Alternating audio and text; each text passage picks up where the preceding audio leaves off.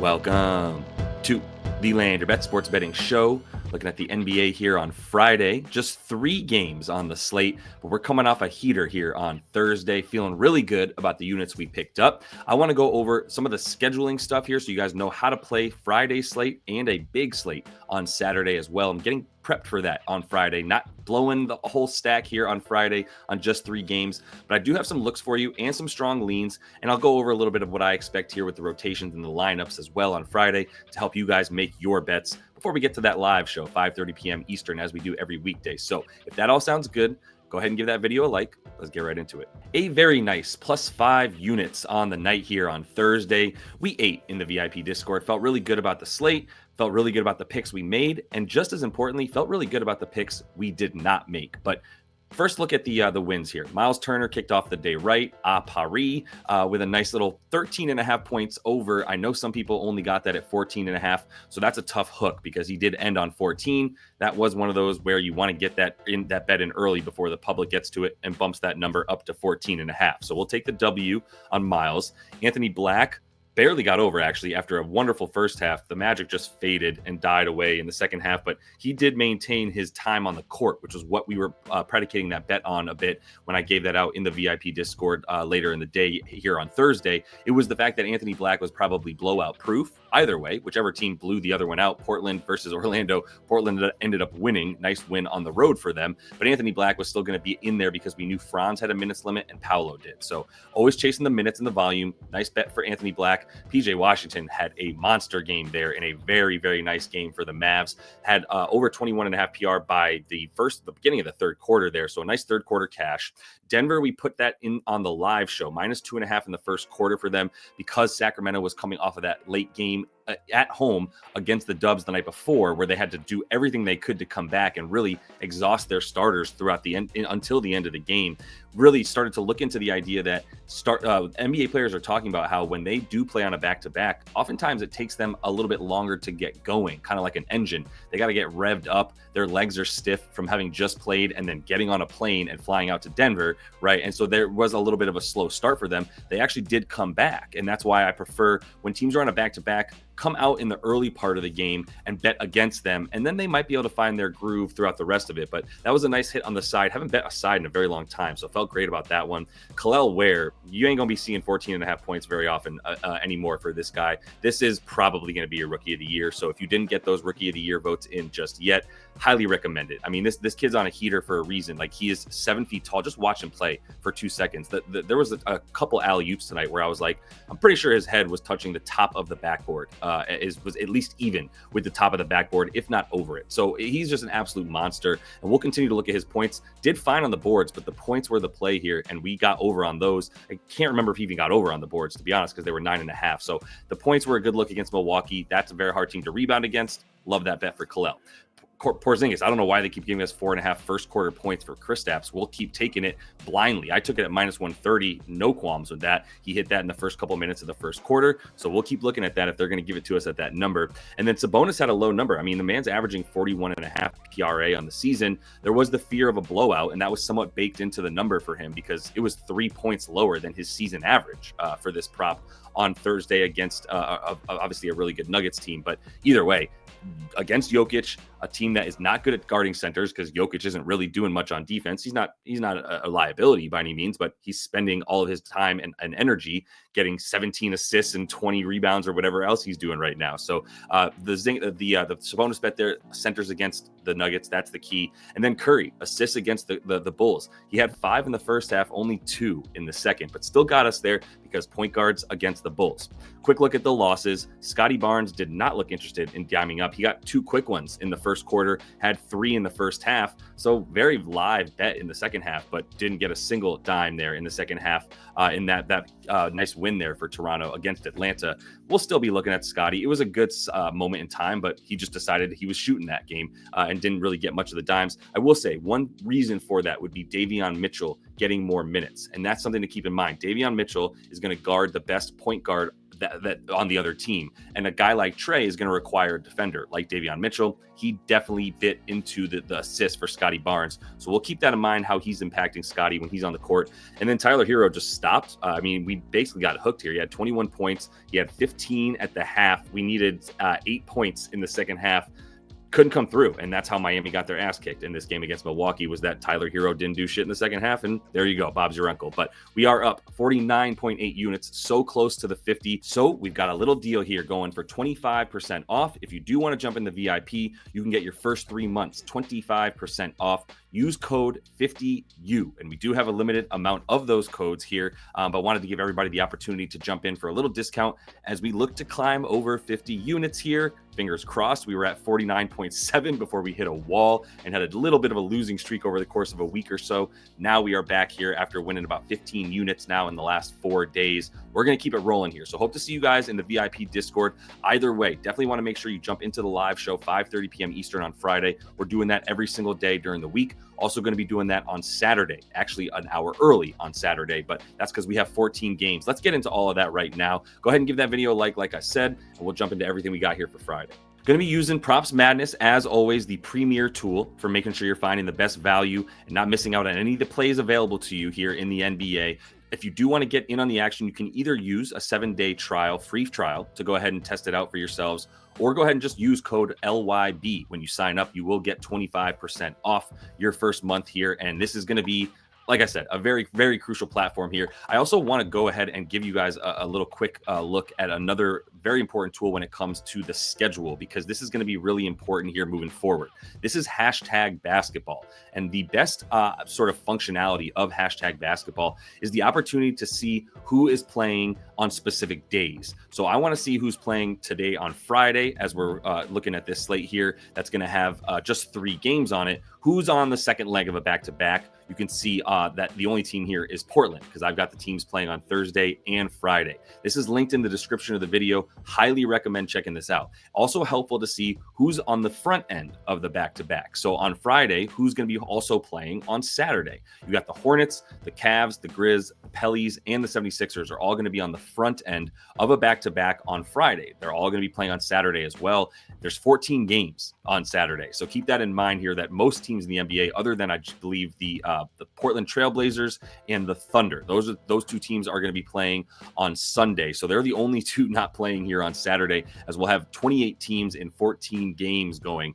That's why we are going to have that live show at 4:30 p.m. Eastern on Saturday to get to as many of these games as we can. So hope to see you guys there. But let's go ahead and get right into the first game that we're talking about. It's the Cavs and the 76ers. And as we get into Props Madness, also got to look at the injury report real quick. This is the official NBA injury report. It updates every hour on the half hour. So the most recent one here is 1:30 a.m. on the East Coast, nice and early for you guys. And this is the Cavs and the 76ers here at the top. Karis LeVert for the 76ers is questionable. Mobley's out, and so is Isaac Okoro once again. And then you can come down to the laundry list of guys on the 76ers side. Andre Drummond out, Joel out, Kyle Lowry, Caleb Martin, KJ Martin, no relation, Jared McCain also out. And then Larry Nance's little brother, Pete Nance, is going to be on a G League assignment. But either way, we know that Drummond and Embiid, those are the guys that we care about knowing about being out, right? And I hope everybody's starting their research for NBA basketball when they're making their bets with the scheduling and the lineups and the injuries. There's nothing more important than those 2 things for starters. Looking at this game here, a lot of us are going to talk about Paul George on the dimes. I'm not so sure this isn't going to be a blowout, and minus 140 at 4.5 isn't going to be worth it. And by the time most of y'all are seeing this episode, it's going to be 5.5. And it just isn't worth it to me against the Cavs. I understand Paul George being very good and getting a lot of dimes when he's playing with Maxey, without Embiid, without McCain. He's got some really good numbers here when he's sort of out there as one of the primary ball handlers. And 4.5, 5 assists isn't that much, but the Cavs are 10th best. And again, I don't know how many minutes he's going to play, because I don't see this game being very close, to be honest. There's going to be a big advantage here for the Cavs down low. So I do think they're going to have a lot more success winning this game. This one gives me a weird feeling. This whole slate for Thursday gives me a really, really weird feeling. So I'm going to be coming in a little bit more cautious here, not really trying to lose the money we made on Thursday, plus save some of that money for Saturday when you're going to have more than your fair share of options. So Paul George is on the assist is a good look. I've got him listed here without with Maxey, without Embiid, without McCain. It's just not something I feel the need to bet on. There's probably going to be a couple other looks that are better than this one. Here's where I'm at with Yabusele, because he's going to be getting the start again, probably looking at 30 minutes. Here in this loss to the Nuggets, they lost by 35, so this game was over in the first half. He only played 24. But again, these numbers here, what I've done is filter it so that I'm showing all the games with Yabu playing with Maxey, with Paul George, and without Joel Embiid, without Jared McCain, and seeing what that does. And it doesn't do much, man. I mean, he's only gone over the points in 2 of these games. The rebounds, he's gone over in 2 of these games. And the assists, he's gone over in 3 of them. If you look at the PRA as well, that's up at about a 19.5 line here. Might be able to get this at 20.5. I think this is a fade for Yabu going up against Jared Allen, essentially. Like, he's the starting center at this point. And Yabu probably comes up to Jared Allen's shoulders, right? There's just no way that this is a fair battle down low for the 76ers. You can see here, I'm going to pull up FanDuel Fantasy Pros, and you can see that over the course of the last roughly week or so, last 7 games, I can filter this from all of 24 to the last 7 right here in the top left. And you'll see against centers, the over the course of the last 7, this Philadelphia team is just giving it up. They're in the bottom 10 in terms of points allowed. As far as rebounds go, also sort of in the middle of the pack in the last 7, but they're just hemorrhaging this stuff. Normally they're at the top of the league in limiting points and rebounds to centers, because centers are so busy battling with Joel Embiid that they're going to be not able to get as many stats. But now we're talking about them going up against 6'8" Yabusele, and 6'8" is probably generous. I got to think that unless he's hitting threes, he's not going to be good for the points. And if he's not good for the points, I don't see him having a good day getting rebounds. I think we're going to be able to get this at 20.5 PRA. And that's, unfortunately, because of how much we all love Yabu, is going to be a fade for me. You can probably guess that means I would love to take some overs for Jared Allen, but I'm not sure I have it in me, honestly, because these are very, very high. And my main thing is I don't like taking points this high for someone who can't score for himself. He needs someone else to set him up, or he needs to get a tip in off of a putback, right? And look, this would be the game to be able to do that. I think the Cavs are going to be pissed that they lost this last game to the Rockets by 1. The way that they lost was awful. I think Darius Garland owes them a bunch as well. If you want to just take Darius Garland overs on the premise that he's the one that cost them the game by not hitting free throws at the end of it last game, that's probably a good bet. I would blame it more on Donovan Mitchell, but that's neither here nor there. The Jared Allen bet that I would play, first quarter points, honestly, I mean, even if this is at minus 160 tomorrow and I can find any way to play over 3.5 first quarter points for Jared Allen, that's anything less than like minus 170, I'll put 2 units on it to win 1.2 units back. I really don't care. This is a situation where I think a man who has been doing this all season, 4.2 points per game on the season, his hit rate at 3.5 points in the first quarter here. In the 43 games he's played, he's gone over in 27 of them for a 63% hit rate. Like, I'm very confident that he's going to be able to do that in this game, even for bad units here. But let's see what market pressure does, and if we can get this at a better number than minus 184 come Friday morning. Go ahead and give that video a like if you're still getting anything out of what we're doing here. As we move on to the Blazers and the Hornets, and let's just start with a look here quick at the injury report for these 2 teams. The Blazers are going to be on the second leg of the back-to-back. We talked about that a minute ago. The Hornets are going to be looking at everybody and their mom and cousin being questionable in this game. We got LaMelo questionable, Miles Bridges questionable, Trey Mann's already out. We've got Brandon Miller now out, I believe, for the season, man. That is really shitty. His left wrist had a torn ligament that needed to be repaired. So I don't think we're going to see Brandon Miller again this year. That sucks. It really does suck. And then a whole bunch more injured guys. So what that means is we're going to have an opportunity for the Hornets, for whomever is actually the freak playing for this team, to probably have a pretty good game. Guys I'm going to be eyeing, obviously Mark Williams is going to be a big bet here for me on this one. And then Seth Curry and Nick Smith Jr. I know Nick Smith Jr. didn't come through for us in the VIP in the last game.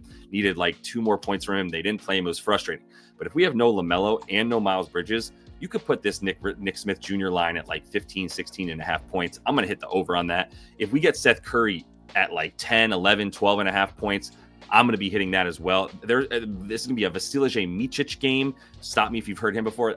One of my favorite players, not going to lie, on the Serbian national team as well. So we're going to be looking at the backups here, and we're going to have some value because they're not going to know how to price these dudes. So when you see these props actually come out tomorrow for the Hornets, we'll be definitely going over this on the live show.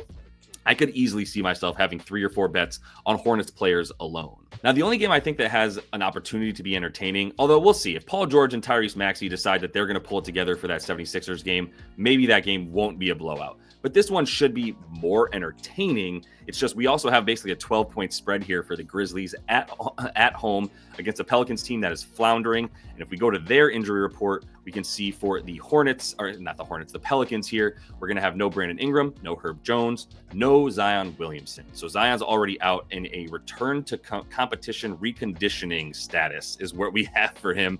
But we are going to have Missy, DeJounte Murray, and of course we'll have Trey Murphy and CJ as well, CJ McCollum.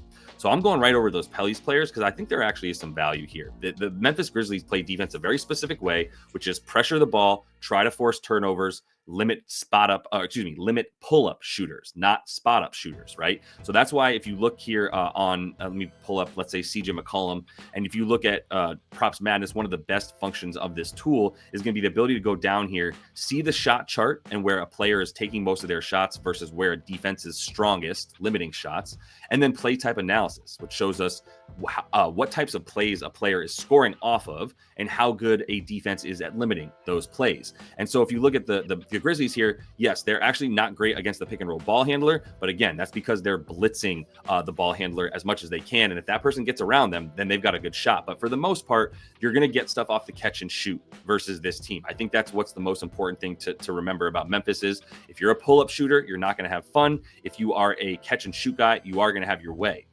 So that does lead you to go to Trey Murphy, and you will see that not only has he had success against this team, but he's taking a ton of shots. So this is Trey Murphy's game log with DeJounte Murray, with CJ McCollum, and without Zion or Brian Ingram playing in this game. If you look at his 2 games for Trey Murphy against this team, and we know Trey is one of the best catch and shoot guys in the league. That's his specialty, even though he's also stupid athletic as well at this point and turning into an awesome NBA player. But in the last 2 this season, 35 points in 39 minutes. Same guys that were missing in the last game are going to be missing in this one. It's going to be the same cast of characters. Brandon Ingram and Zion Williamson were missing in the last one. And in this one, they're missing again. Scored 35 on 21 shots against them. The prior game only had 21 points. Once again, same exact guys missing and same exact guys playing that we're going to see in this game. Yes, only 21 points. Took 23 shots, man, in 38 minutes. And we're getting 38 to 40 minutes for Trey Murphy again. And I think we can bank on 20-plus shots again. So I'm pretty confident in his ability to score in this one. I would take this up to 23.5. I think we're going to still have this available on Friday. And once again, just going to wait to see what the market pressure does. No need to rush these bets in overnight. We can see what the news is coming out of both of these shoot-arounds tomorrow. But I think Trey Murphy is going to be a good look for the points. A sneaky good look for the points, too, is going to be Missy on his return. And the reason is the Memphis Grizzlies are giving up a ton to centers, which is actually not that surprising, and I'll tell you why. If you look here at FanDuel Fantasy Pros, once again, pulling up centers and the points that our teams are allowing to them, Memphis is like 7th worst, limiting points to the center position. In fact, they're not really good against the rebounds either. A little bit better, but still in the bottom 10 or 11. Where did they go? I guess they're a little bit better than I give them credit for on the rebounds. Let's stick to the points anyway. That's the point of the bet here is the points for Missy. So they're giving up points, and the reason would be they overpressure the ball, and then once you get down into the lane, now you've got the option to throw the lob to the big man, and that's where Missy should be doing the bulk of his work. Now, he only had 6 points in the last matchup against them in 27 minutes, which was that 8-point loss. Only had the 7 field goal attempts, but really 1 more field goal attempt, and he's pretty much there, right? Didn't get to the free throw line either, but in the first game, 13 field goal attempts in the 31 minutes that he played. That one was a little bit better for him. Got to the free throw line 6 times and was a lot more aggressive. That's what I'd be looking at here. I think we'll still have 8.5 once again on Friday morning. So I want to see where this goes and what it does. But you can see in this situation with Trey Murphy, DeJounte Murray, and CJ McCollum, without Zion and without Brandon Ingram, he's got 16 games, gone over in 12 of them, and is averaging 12 points in that time frame. So I think he's probably going to be good for about 7 to 8 shots in this one, and that should yield him 9 points. But I want to see once again what the news is coming out of New Orleans here in the morning. All right, wish I had more for you guys late night here for tomorrow, but at least got those leans in, and then we are going to finalize most of these bets in the VIP Discord. We'll be doing that in the morning here, and then on the live show, 5:30 p.m. Eastern, so hope to see you guys there. Don't forget, if you do want to jump in on the VIP action, you can get 25% off your first 3 months, not even just your first month. First 3 months will all be discounted 25%. Use code 50U as we look to get 0.3 more units to climb over 50 on the season and get halfway to our goal of 100 units. So hopefully you guys got something out of this. Hope to see y'all on the live show as well. And until I do, happy betting.